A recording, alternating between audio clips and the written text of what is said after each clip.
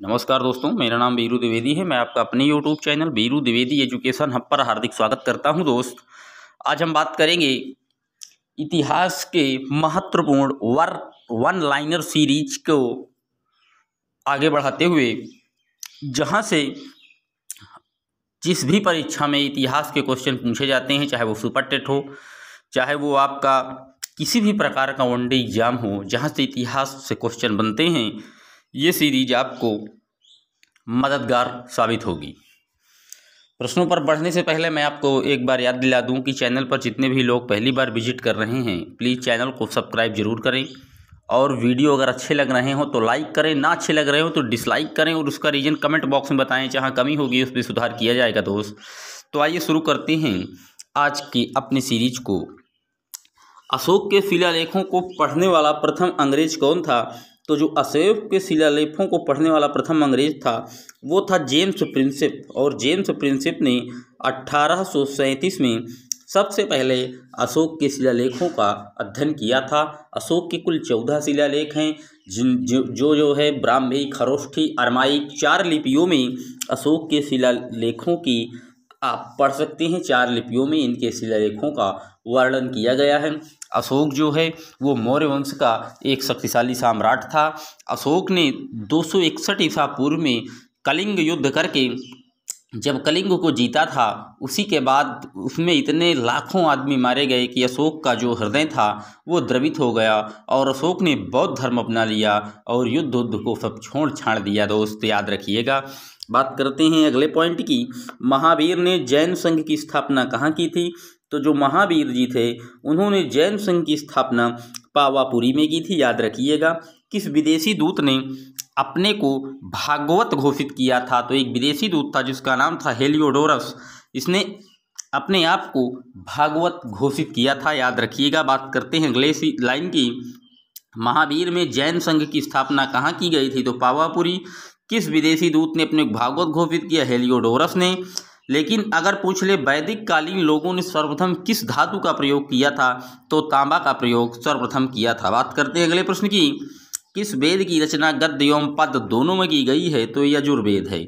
अब वेद 4 हैं, आपको पता है। सबसे पुराना वेद ऋग्वेद है और जिसमें गद्य एवं पद्य का वर्णन किया गया है वो यजुर्वेद है, और जिसमें जादू टोना आदि का वर्णन किया गया है वो अथर्ववेद है, और जिसमें गायन आदि का वर्णन किया गया है वो सामवेद है। याद रखिएगा। किस व्यक्ति को बिना ताज का बादशाह कहा गया, यानी कि बेताज बादशाह किसे कहा गया? तो वो थे सुरेंद्रनाथ बनर्जी। और सुरेंद्रनाथ बनर्जी को बेताज बादशाह क्यों कहा गया? क्योंकि आपको याद दिला दूं, जब सन 1905 में बंगाल का विभाजन हो रहा था, उस समय गवर्नर जनरल थे लॉर्ड कर्जन। तो बंगाल का जो विभाजन को रुकवाने में सबसे बड़ा योगदान अगर किसी व्यक्ति का था तो वो सुरेंद्रनाथ बनर्जी का था। सुरेंद्रनाथ बनर्जी ने उसमें इतना बड़ा आंदोलन स्थापित कर दिया था कि बाद में अंग्रेजों को बंगाल विभाजन को रद्द करना पड़ा था। याद रखिएगा। बात करते हैं अगले पॉइंट की। हड़प्पा काल में तांबे के रथ की खोज किस स्थान पर हुई? तो ये दैमाद में हुई थी। हड़प्पा काल में तांबे के रथ की खोज, जो कि कहाँ पड़ता है? महाराष्ट्र में पड़ता है। याद रखिएगा। बात करते हैं अगले पॉइंट की। महावीर स्वामी जो है यति कब कहलाए? घर त्यागने के बाद। मैं आपको बता दूं, यति का मतलब ही होता है सन्यासी। जब कोई व्यक्ति घर द्वार छोड़ देता है और वो घर आदि के बंधन से मुक्त हो जाता है तो वो सन्यास जीवन ग्रहण करता है, तो वो उसे यति कहलाते हैं। और महावीर ने जब घर त्याग दिया था तभी उनको यति कहा गया था। याद रखिएगा। मोहनजोदड़ो के स्नानागार के पश्चिम में स्थित स्तूप का निर्माण किस काल में किया गया? तो ये कुषाण काल में किया गया। बात आई है कुषाण काल की, तो बता दें कुषाण का सबसे प्रतापी राजा कनिष्क था, जिसने शक संवत की शुरुआत 78 ईस्वी में शुरुआत की थी। याद रखिएगा। सिंध का बाग या मृतकों का टीला किसे कहा गया है? तो ये मोहनजोदड़ो को कहा गया है। मोहनजोदड़ो का अर्थ ही है मृतकों का टीला। याद रखिएगा। बात करते हैं अगले पॉइंट की। ऐसा कौन सा प्रथम सूफी साधक था जिसने अपने आप को अनलाहक घोषित किया? तो अनलाहक घोषित करने वाला मंसूर हल्लाज था। याद रखिएगा।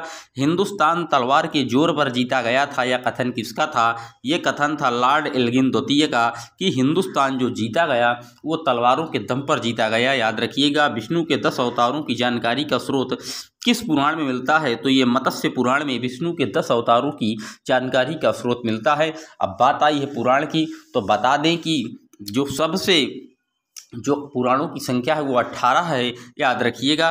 बात करते हैं अगले पॉइंट की, बौद्ध धर्म की किस शाखा में मंत्र, हठ योग, यांत्रिक, तांत्रिक आचारों की प्रधानता है? तो वो वज्रयान में है। प्रसिद्ध विजय विट्ठल मंदिर जिसमें 56 तक्षित स्तंभ संगीतमय स्वर निकालते हैं, कहाँ स्थित है? हम्पी। हम्पी कहाँ पड़ता है? हम्पी पड़ता है कर्नाटक में, याद रखिएगा। चित्तौड़ के कीर्ति स्तंभ का निर्माण किसने करवाया? तो राणा कुंभा ने जो है वो चित्तौड़ के कीर्ति स्तंभ का निर्माण करवाए थे, याद रखिएगा। बात करते हैं अगले लाइन की, तो इंडिया डिवाइडेड नामक की पुस्तक के लेखक कौन हैं? तो डॉक्टर राजेंद्र प्रसाद जो है वो इंडियन डिवाइडेड पुस्तक के लेखक हैं, याद रखिएगा। शेरशाह के बाद अकबर से पहले दिल्ली पर राज करने वाला हिंदू राजा कौन था? तो अकबर से पहले दिल्ली पर राज करने वाला हिंदू जो राजा था वो हेमू था, याद रखिएगा। बात करते हैं अगले पॉइंट की, आर्य शब्द का शाब्दिक अर्थ क्या है? तो आर्य का मतलब होता है श्रेष्ठ, और आर्य जो है वो भारत में कहाँ से आए थे? तो आर्य जो है वो मध्य एशिया के निवासी थे, याद रखिएगा, मध्य एशिया से आए थे। बात करते हैं अगले प्रश्न की, महरौली का स्तंभ लेख किस शासक से संबंधित है? तो चंद्रगुप्त द्वितीय से महरौली का स्तंभ लेख संबंधित है, याद रखिएगा। गुप्त काल के किस शासक को कविराज कहा गया? तो गुप्त काल का जो शासक थे समुद्रगुप्त, इन्हीं को कविराज की उपाधि से नवाजा गया, और गुप्त काल के जो संस्थापक हैं उन्हें श्रीगुप्त माना जाता है, और समुद्रगुप्त को भारत का नेपोलियन भी कहा जाता है। और समुद्रगुप्त ने जो है हूणों को हराने में काफ़ी अहम भूमिका निभाई थी, याद रखिएगा। विक्रमादित्य के नाम से किसे जाना जाता है? तो विक्रमादित्य की जो उपाधि दी गई थी वो चंद्रगुप्त द्वितीय को दी गई थी, याद रखिएगा। गुप्तकालीन सोने की मुद्रा को क्या कहा जाता था? तो गुप्त काल में जो सोने की मुद्रा थी उसे दीनार कहा जाता था। आगे बात करते हैं अगले प्रश्न की, बाल गंगाधर तिलक को आधुनिक भारत का निर्माता किसने कहा?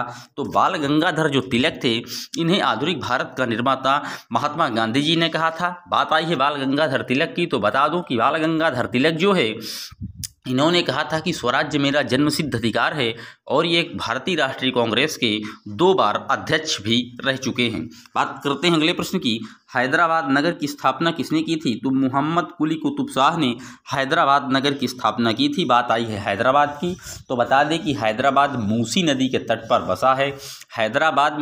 हैदराबाद पहले ऐसी रियासत थी जो भारत से अलग हो गई थी दोस्त, लेकिन बाद में इसमें सरदार पटेल जी के अथक प्रयास से ऑपरेशन पोलो चलाकर हैदराबाद को पुनः भारत में मिला लिया गया था, विलय कर लिया गया था। सरदार पटेल वो नामी चेहरा हैं जिन्होंने 652 से ज़्यादा रियासतों को चुटकी में भारत में मिला दिए थे दोस्त, याद रखिएगा। बात करते हैं अगले लाइन की, ऋषि ऋग्वैदिक आर्यों की भाषा क्या थी? तो संस्कृत भाषा थी। बुद्ध को किस नदी के तट पर ज्ञान प्राप्त हुआ? तो बुद्ध जो थे उनको निरंजना नदी के तट पर ज्ञान प्राप्त हुआ था। बात करते हैं अगले प्रश्न की, सातवाहन शासकों की राजभाषा क्या थी? तो प्राकृत थी। बात करते हैं अगले पॉइंट की, प्राचीन भारत में सर्वप्रथम किस वंश के शासकों ने द्वैध शासन प्रणाली की शुरुआत की? तो ये कुषाण ने की थी। अब आप कमेंट बॉक्स में बताइएगा गवर्नर जनरल कौन था जिसने भारत में द्वैध शासन की नींव डाली थी, कमेंट बॉक्स में लिखिएगा। बात करते हैं अगले प्रश्न की, हर्षवर्धन प्रत्येक 5 वर्ष के बाद कहाँ पर सम्मेलन आयोजित करता था? तो प्रयाग में। अब हर्षवर्धन ये 5 वर्ष के जो सम्मेलन करता था उसका नाम था महामोक्ष परिषद, और ये जितना भी कमाता था 5 साल में पूरा दान करके प्रयाग में चला जाता था दोस्त, याद रखिएगा, सब कुछ दान कर देता था। बात करते हैं अगले पॉइंट की, मोहनजोदड़ो की सबसे बड़ी इमारत निम्न में से कौन सी थी? तो जो मोहनजोदड़ो की सबसे बड़ी इमारत थी वो अन्नागार थी। बात करते हैं अगले पॉइंट की, मुगल काल में किस बंदरगाह को बाबुल मक्का या मक्का के द्वार के नाम से जाना जाता है? तो सूरत को जाना जाता था, याद रखिएगा। बात करते हैं अगले पॉइंट की, दिल्ली का पुराना किला किसके द्वारा बनवाया गया? तो शेर शाह सूरी ने दिल्ली का पुराना किला बनवाया था, और शेर शाह सूरी ही भारत में जीटी रोड यानी कि ग्रैंड ट्रंक रोड का भी जन्मदाता माना जाता है। बात करते हैं अगले पॉइंट की, दिल्ली का पुराना किला किसके द्वारा बनवाया गया? शेर शाह सूरी। दिल्ली सल्तनत के किस सुल्तान ने तुर्कान चहलगामी की स्थापना की थी? तो इल्तुतमिश ने तुर्कान या चहलगामी की स्थापना की थी। चंदेलों की राजधानी कहाँ थी? चंदेलों की राजधानी जो है वो खजुराहो थी। चंदेल वंश का जो संस्थापक था वो नन्नुक माना जाता है, याद रखिएगा, और चंदेलों ने ही अजंता तथा एलोरा की गुफाओं का निर्माण भी कराया है, याद रखिएगा। बात करते हैं अगले प्रश्न की, हड़प्पा के किस मिट्टी के बर्तन का सामान्यतः बर्तनों पर जो सामान्यतः रंग का उपयोग होता था हड़प्पा काल में किस रंग का होता था? तो वो लाल रंग का होता था। कौन सी बौद्ध रचना गीता के समान पवित्र मानी जाती है? तो वो धम्मपद जो थी, वो जो बौद्ध रचना है वो हमारे हिंदू धर्म के गीता के समान ही पवित्र मानी जाती है। बात करते हैं अगले पॉइंट की। चाणक्य का अन्य नाम क्या था? तो चाणक्य का अन्य नाम विष्णुगुप्त था। चाणक्य को कौटिल्य के नाम से भी जानते हैं।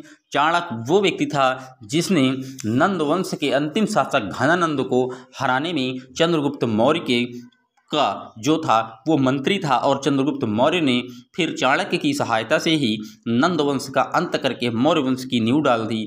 और चाणक्य की एक पुस्तक है अर्थशास्त्र, और जिसका संबंध जो है वो राजनैतिकता से है, याद रखिएगा। बात करते हैं अगले पॉइंट की।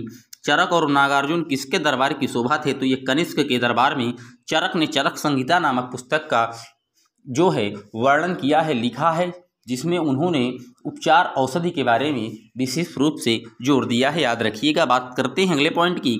दिल्ली सल्तनत की स्थापना कब हुई? तो 1206 में दिल्ली सल्तनत की स्थापना हुई थी। बात करें अगर घोड़े से गिरकर किस शासक की मृत्यु हो गई थी? तो कुतुबुद्दीन ऐबक, जो कि पोलो खेलते समय घोड़े से गिर गए थे और घोड़े से गिरकर उनकी मृत्यु हो गई थी, याद रखिएगा। बात करते हैं अगले पॉइंट की। दिल्ली सल्तनत की स्थापना 1206 में कुतुबुद्दीन ऐबक घोड़े से गिरकर, पता ही है। किस विद्वान ने प्रसिद्ध ग्रंथ शाहनामा की रचना की थी? तो शाहनामा की रचना फिरदौसी ने की थी। और महात्मा गांधी ने सत्याग्रह सबसे पहले कहाँ शुरू किया? तो चंपारण बिहार से महात्मा गांधी ने सत्याग्रह की शुरुआत की थी। बात करते हैं अगले पॉइंट की। भारतीय राष्ट्रीय कांग्रेस के सबसे अधिक समय तक अध्यक्ष कौन रहे? तो अबुल कलाम आज़ाद, जो कि प्रथम भारतीय शिक्षा मंत्री भी थे। स्वतंत्र भारत के पहले शिक्षा मंत्री अबुल कलाम आज़ाद जी ही माने जाते हैं, और भारतीय राष्ट्रीय कांग्रेस के सबसे अधिक समय तक अध्यक्ष रहे। अब बात आई है भारतीय राष्ट्रीय कांग्रेस की, तो बता दें भारतीय राष्ट्रीय कांग्रेस की जो स्थापना है वो 1885 में A.O. ह्यूम के द्वारा की गई थी, एलन ऑक्टोविन ह्यूम।